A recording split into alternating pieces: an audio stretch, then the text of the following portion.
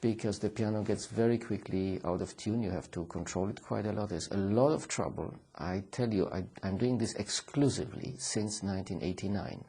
So it's now 19 years. Transporting your piano, transporting my own piano around the piano world. to the concert halls. Mm-hmm. And I probably could build 2 houses from the money I spend on piano transports. It doesn't become easier, because after 2001, it became more and more difficult, and 2 of my pianos got destroyed in America. So it's now extremely difficult to do this, but fortunately the problem is solved, because next year I play my last concert in America, and then there is a longer break. Okay, what do you mean you play your last concert in America? You know, for the last 8 years I was observing this country, and my attitude today, you know, I have to have a positive attitude to the people I play for, and it got really, quite a lot of this work got destroyed in the last 8 years.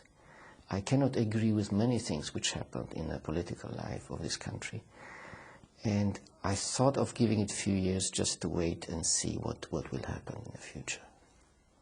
So in other words, basically saying you don't want to play in America because you can't have a kind of honest relationship with them as an audience?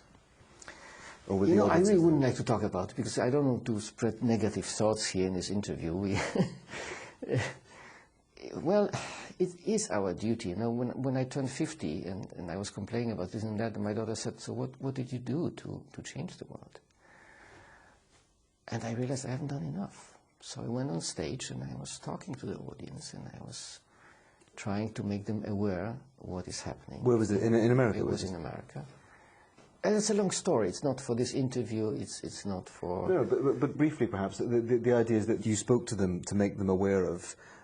I try to make them aware that weapons is not a way of solving problems.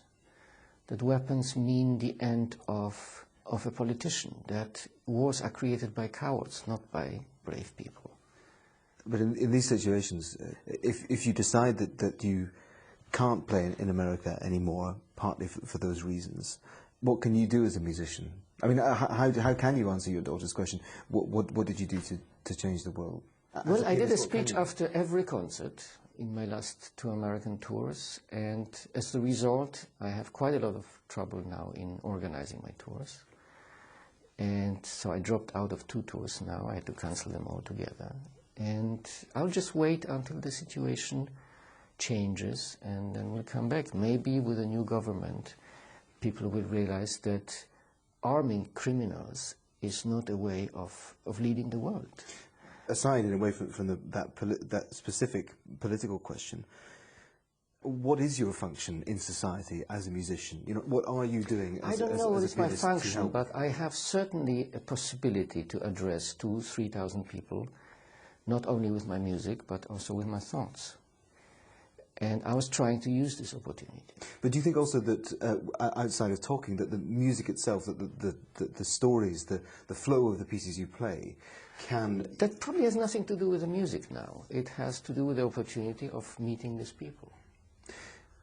Do you also have a problem then with the way that classical music, perhaps increasingly, is regarded as an entertainment rather than a necessity? Can you go deeper into the question? What I mean by that is that the people coming to a concert at the festival hall or in Basingstoke or wherever else you're playing in Britain, or wherever you play on the continent, are coming to hear you play music, often that they probably know, at least they think they know. They may hear different things in your interpretation, but in other words, that they're coming because they want to be entertained, that they're coming to escape from the world rather than be confronted with something I don't about themselves. think why they're coming. And because I'm not giving these programs too early, they don't come to listen to the Moonlight Sonata. No, okay, they come to listen to you. But with the time, I have to say, I see the same faces in the concert hall. I started with 300 people in Concertgebouw in Amsterdam, and because I didn't do any publicity, I didn't do any television, radio, or interviews, in the next concert hall there were 600 people. And the same 300 came back. And until I sold out Concertgebouw, something like 7 years passed. But this audience, selected in such a way and won in such a way, is incredible. It's the best audience. I wouldn't change my audience with any other artist in the world. I mean, what do you think those people are getting from your concerts?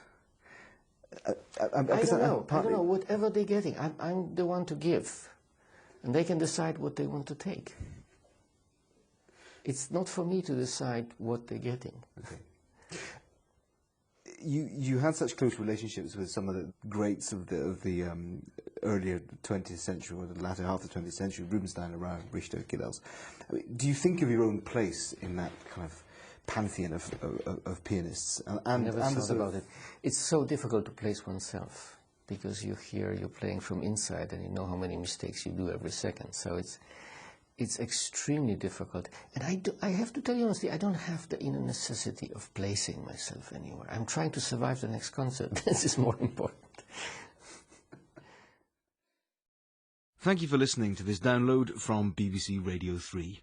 For more information about the items you've been listening to, or to subscribe to the podcast, visit us online at bbc.co.uk/podcasts.